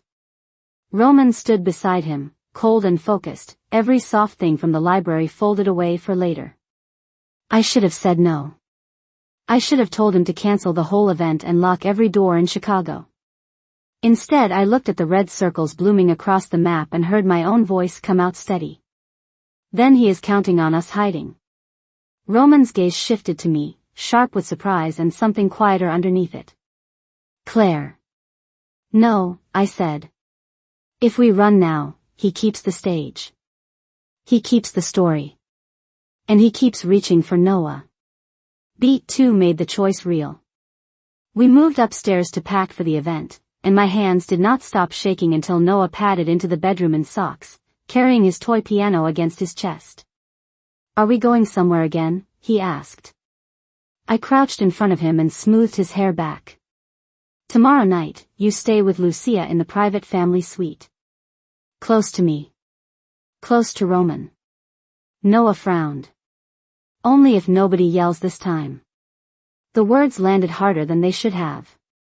Roman, standing near the closet with his jacket over one arm, went still. Nobody yells, he said quietly. Noah studied him for a second, then nodded like that was enough. Children are terrifying that way. They believe promises long before adults deserve the right to make them. Beat 3 came from the last person I expected to help. Evelyn arrived just before dusk, no diamonds this time, no polished smile either. She stood in the study doorway looking like pride had cost her something on the drive over. Daniel moved first, clearly ready to throw her out, but Roman lifted one hand. You have 30 seconds. Evelyn's chin lifted. Matteo met with one of Senator Vale's security contractors this morning. Silence. Then she slid a printed schedule across the desk. He is using the gala crowd to collapse your perimeter and make it look like internal failure. I stared at her. Why tell us? Evelyn's mouth tightened. Because ambition is one thing. Being used by a traitor is another. Roman took the paper, scanned it once, and his expression hardened into something lethal and calm. If this is a game, Evelyn, it is not, she cut in. He played me too. Beat 4 ended with all of us moving toward the same terrible night. The house shifted into operation mode. More guards. New routes. Private family entry. Lucia taking Noah's overnight bag without a word because she already understood what fear looked like in a mother's face. As Roman reached for his coat, I caught his sleeve. He turned, and for one dangerous second everything narrowed to just us in the middle of the storm. I am coming, I said. Roman's eyes locked on mine. Claire, this could turn ugly. It already has. My fingers tightened once, then let go. I am done being the woman this keeps happening to. Tomorrow night, I stand beside you. Something moved in his face then. Pride. Fear. Love, maybe. Whatever it was, it only made the moment more dangerous. Because when I finally chose his side in the open, I also chose the stage Mateo had been waiting for all along. The moment the ballroom lights died, every promise I had made to myself as a mother failed at once. 1 second I was standing beside Roman under the chandeliers of the DeLuca Foundation Gala, smiling for donors I did not trust while Noah waited upstairs in the private family suite with Lucia and 2 guards. The next second, the room dropped into darkness and somebody screamed. Beat 1 hit like a trap snapping shut. Emergency lights flickered red along the walls. Phones lit up. Security radios started crackling over each other. Then a voice blasted through the ballroom speakers, distorted and cold. Internal breach. Evacuate immediately. It was the perfect lie. Close enough to sound official. Wide enough to create chaos. Guests surged toward the exits. Tables tipped. Glass shattered somewhere in the dark. I turned for the private stairwell before Roman even spoke. Noah. His name came out of me like a prayer and a wound.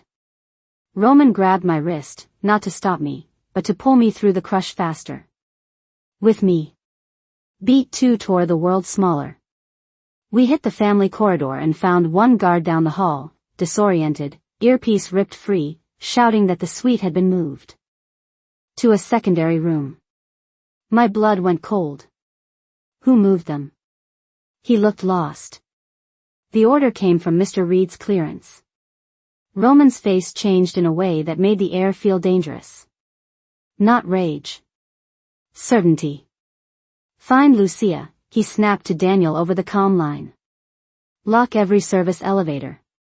Mateo is inside the perimeter. Then he looked at me. Stay behind me. Not a chance. We ran anyway. Past the darkened gallery. Past 2 empty side rooms. Past staff trying to clear panicked donors out of the main hall. The corridor outside the family suite stood open. Empty. Noah was not there. Beat 3 broke me wide open. Noah. My voice cracked hard against marble and steel. No answer. Not until I heard the tiny sound from farther down, past the catering hall, near the old service staircase. Mom? I ran toward it before Roman could stop me. Noah stood at the mouth of the corridor with Lucia crouched beside him, both of them pale but unharmed. Relief hit so hard my knees almost gave out. I dropped beside him, grabbed his face in both hands, and kissed his forehead again and again. I have you. I have you. Lucia looked up at Roman, shaken. A man told staff there was a gas leak upstairs. He used Mateo's authorization. Roman exhaled once. Hard. Then a slow clap echoed from the far end of the corridor. Beat 4 ended everything that had been hidden. Mateo stepped out of the shadows near the service door, no weapon in his hands, no panic on his face, just that same tailored calm he had worn while he destroyed our lives in secret. You always were sentimental, Roman, he said. Roman moved in front of us at once, broad enough to block the whole hall. It is over. Mateo smiled faintly. No. It is just visible now. Footsteps thundered from the stairwell behind him. Federal agents. Roman's private security. Daniel from the opposite end. The corridor closed from both sides at once. Mateo's eyes flicked to me, then to Noah in my arms, and for the first time his composure cracked. You were never supposed to make it this far, he said. Roman did not even look back at me when he answered. And you were never touching my family again. The first sound Noah made after Mateo was taken away was a yawn. That broke me more than the panic had. Not because it was dramatic. Because it was ordinary. Small. Sleepy. Human. After everything, my son was still just a 6-year-old boy in wrinkled dress clothes asking Lucia if he could go home now. Beat 1 began in the quiet that follows survival. The gala was over. Federal agents had sealed the lower corridors. Donors were already being escorted into polished statements and controlled exits. But up in the private suite, the world had narrowed to Noah asleep across two chairs pushed together, Lucia keeping watch, and me standing at the window with my hands pressed so hard against the sill I could feel them shake. Roman came in without security this time. No Daniel. No staff. Just him. He looked tired in a way power could not hide. Mateo is in custody, he said. The evidence trail is done. He cannot reach you again. I nodded once. That was all I could manage. Because safety, after this much fear, did not feel like relief yet. It felt like grief finally finding room to breathe. Beat 2 hit when the room emptied. Lucia took Noah to the adjoining bedroom. The door clicked shut. And just like that, there was nowhere left to put 6 years of damage except between Roman and me. I turned on him, but the anger did not come out first. The tears did. Hot. Immediate. Humiliating. He took everything, I said, and my voice broke right down the center. He took our time. He took Noah's first steps from you. He took every night I sat there thinking you did not care if we lived or disappeared. Roman did not move toward me right away. That mattered. He stood there and let me say it all. So I did. The eviction. The hospital visits. The jobs. The fear. The years I taught myself not to say his name out loud because it still hurt too much. When I finished, the room felt stripped bare. Roman's eyes were wrecked. I know an apology is too small, he said quietly. But I am sorry for every piece of it. For what my world did to you. For what my blindness cost you. For not tearing the truth apart sooner. Beat 3 came softer and hurt more for it. I wiped at my face, angry at the tears and too tired to stop them. I never stopped loving you, I whispered. The truth sat there between us, fragile and impossible to take back. I just stopped believing love was safe. Roman crossed the room then. Slow. Careful. He stopped close enough for me to feel his warmth, but he did not touch me until I leaned first. Just barely. His hands came to my shoulders like he understood I was not something to hold down anymore. I was something to hold through.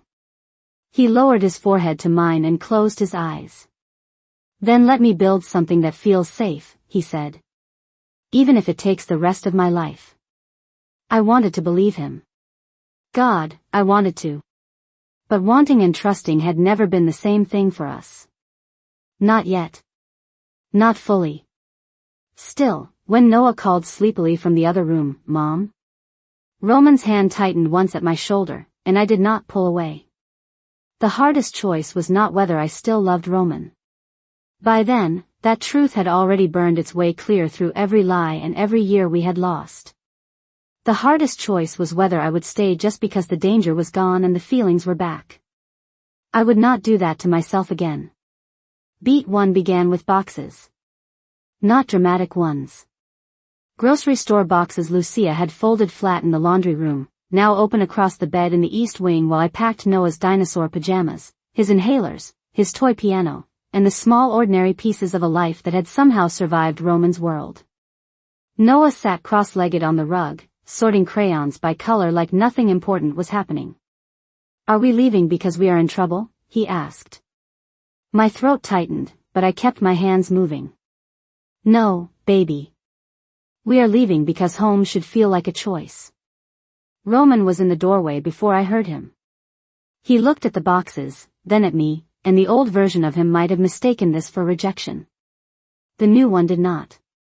You are going back to your apartment, he said. I nodded. For now. Beat 2 should have turned into another fight. It did not. Roman stepped inside slowly, hands open, no control in them this time. Then I will do this properly, he said. I will come to your door instead of summoning you. To mine. I will co-parent properly. I will wait when you need space, and I will show up when you ask. I looked at him, really looked, and felt something inside me shake loose. You make that sound easy. His mouth shifted with that brief, sad honesty I trusted more than charm. It will not be easy. I just think you are worth learning for. Noah looked up from the floor then, serious in the way only children can be. If Roman visits, can everybody stop yelling this time? Silence hit, then cracked in the gentlest way possible. Beat 3 came with tears and laughter at once. Mine. I covered my mouth, but the laugh still slipped out, wet and unsteady and real. Roman actually smiled. Small. Careful. Noah grinned like he had solved the whole thing himself. I wiped my face and walked toward Roman until the distance between us felt honest instead of dangerous. I am not choosing a fairy tale, I said softly. I am not staying because I am afraid to leave. And I am not promising forever because one crisis ended. Roman held still, letting me finish. So I did. But this time, I am choosing slowly. My fingers caught his hand for one brief second, enough to feel the future shift. And I am choosing toward you. The first time Roman knocked on my apartment door, I almost laughed from the shock of it. Not because it was funny. Because men like him were not built for waiting on chipped front steps with takeout in one hand and a bag of Noah's school supplies in the other. And yet there he was, standing under the flickering hall light in dark jeans and a charcoal sweater like he had been doing ordinary things his whole life.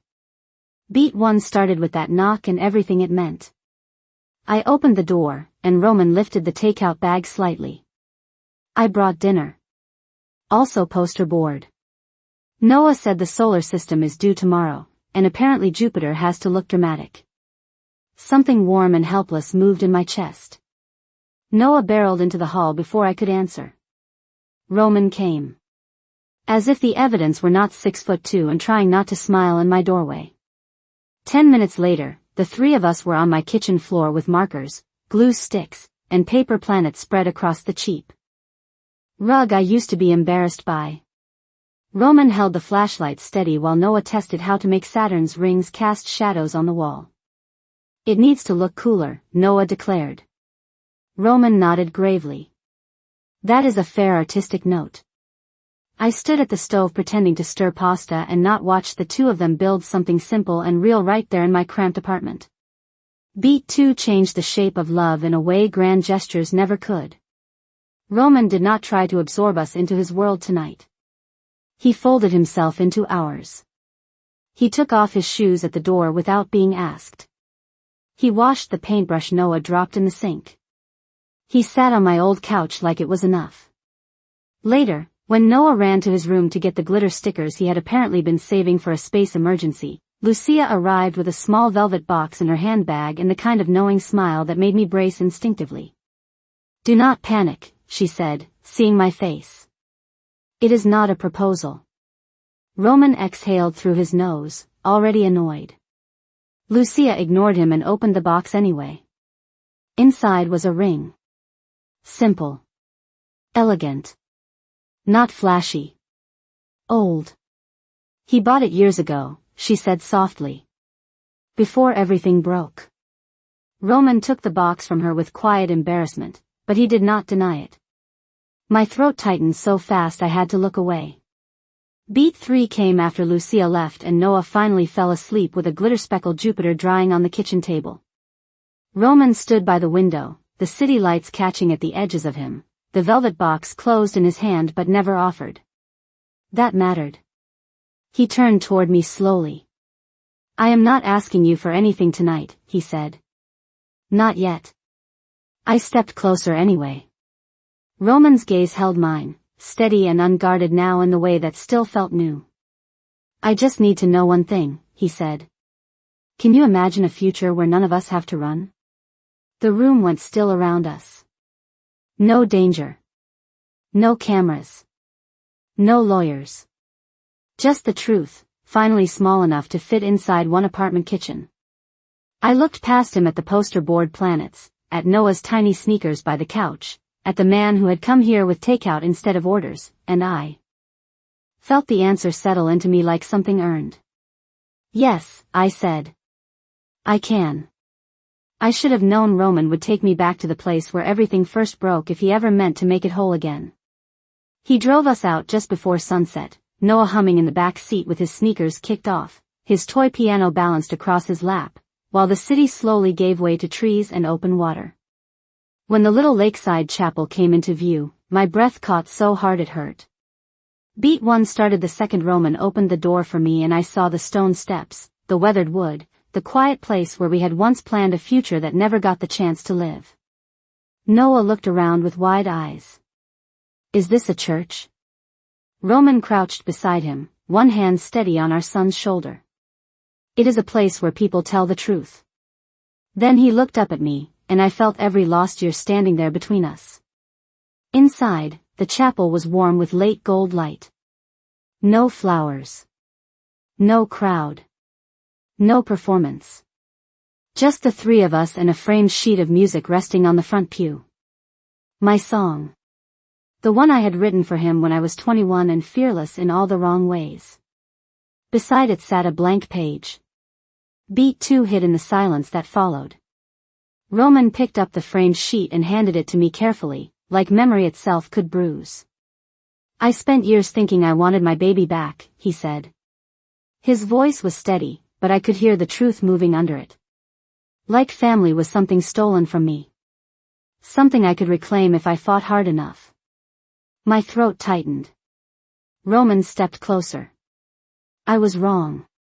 He looked at Noah first, then at me. Family is not territory. It is not leverage. It is not a cage.